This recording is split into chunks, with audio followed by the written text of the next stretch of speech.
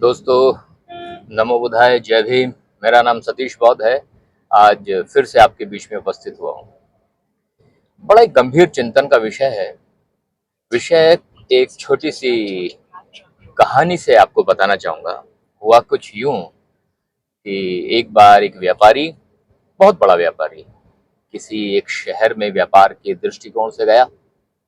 शाम को व्यापार का काम समाप्त करने के बाद बस यूं ही बाजार में टहलने गया तो पता चला कि पास में कहीं एक मेला लगा। अब मेला देखने वो भी गया।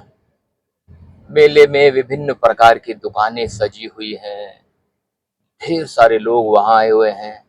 इसी बीच एक विचित्र सी बात हो रही थी।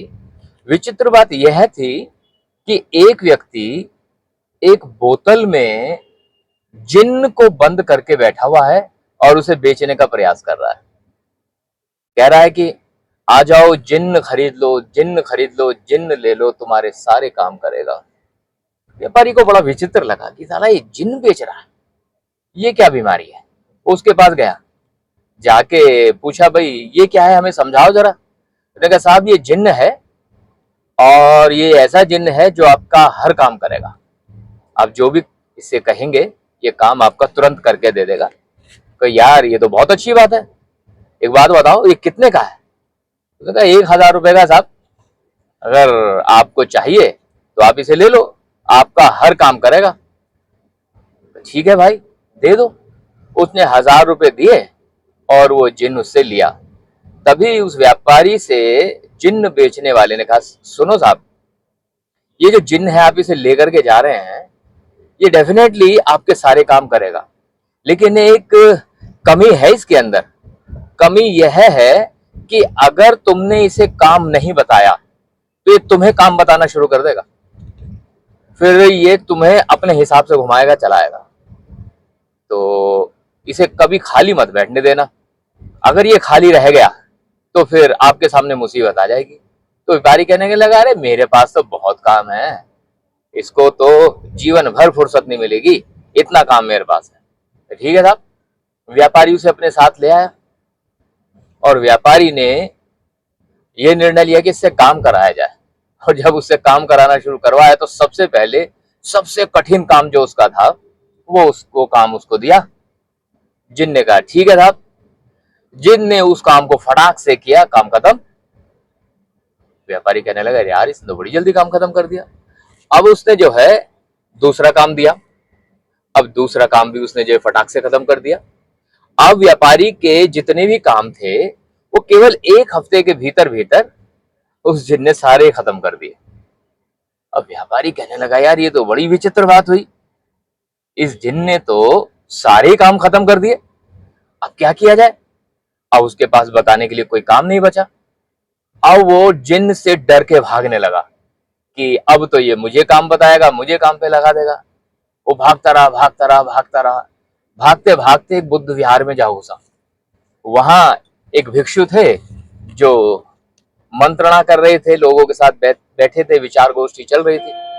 अब साहब ऐसे में वो जाके पैरों में लेट गया कि साहब इस तरह की बात है, मैंने जिन खरीदा था और ये शर्त थी, और अब इससे तो मेरे सारे काम कर दिए और अब ये मुझे काम पे लगाएगा, मैं क्या करूं। तो उस भिक्षु ने कहा, इस जिन्न से कहो कि दुनिया का सबसे बड़ा बांस खरीद के लाए। तो ठीक है साहब। फिर कि जब वो बांस खरीद के लाएगा तो उससे कहना है कि इस बांस के ऊपर चढ़ो, नीचे उतरो, ऊपर चढ़ो, नीचे उतरो, ऊपर चढ़ो, नीचे उतरो, और उससे ये काम कराते रहो। अच्छा, और अगर आपका कोई बीच में काम पड़े तो उसे वहां से उतारो, उससे कहो कि जाओ ये काम करके आए, और जब काम करके आ जाए तो उससे फिर से कहो कि ऊपर चढ़ो और नीचे उतरो, ऊपर चढ़ो और नीचे उतरो। व्यापारी बड़ा खुश हुआ कि मान्यवर, आपने तो मेरा जीवन ही बदल दिया, बड़ा अच्छा विचार बताया, मैं तो ऐसे ही करूंगा। अब साहब उसने जो है जिन्न को इसी तरह काम पर लगा दिया और वो जिन्न ऊपर नीचे, नीचे ऊपर, ऊपर नीचे, नीचे ऊपर करता रहा, और उसे बीच में जो भी जरूरत का काम होता था वो करा लेता था। बात बड़ी आसान सी लग रही है ना, कि जिन्न है और बांस है, ऊपर चल रहा है, नीचे चल रहा है। लेकिन आपकी जानकारी के लिए मैं बता दूं, वो जिन्न और कोई नहीं है, वो जिन्न आपका मन है। आपका मन है ये जिन्न। और ये जो जिन्न है, ये जिन्न आपसे चाहता है कि आप उसे काम बताओ। मन को आप जब तक काम बताते रहोगे ये आपका काम करता रहेगा, लेकिन आपने अगर काम बताना बंद कर दिया तो ये मन आपसे वो सब कुछ करवाएगा जो ये खुद चाहता है।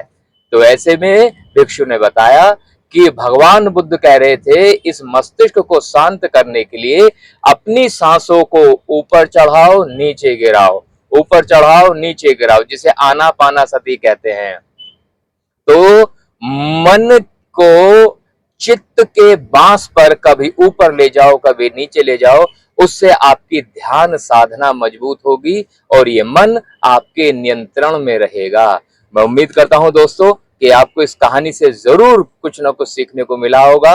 और अगर आप अपने मन को नियंत्रित करना चाहते हैं तो अपनी सांस पे ध्यान रखें, सांस के आवन जावन पे ध्यान रखें। इसे आनापानासती कहते हैं। सांस को पहले ग्रहण करें फिर उसे छोड़ें, फिर ग्रहण करें फिर उसे छोड़ें, फिर ग्रहण करें फिर उसे छोड़ें। इस तरह से मन आपके नियंत्रण में रहेगा। इन्हीं शब्दों के साथ मैं सतीश बौद्ध आप सभी से विदा लेता हूं।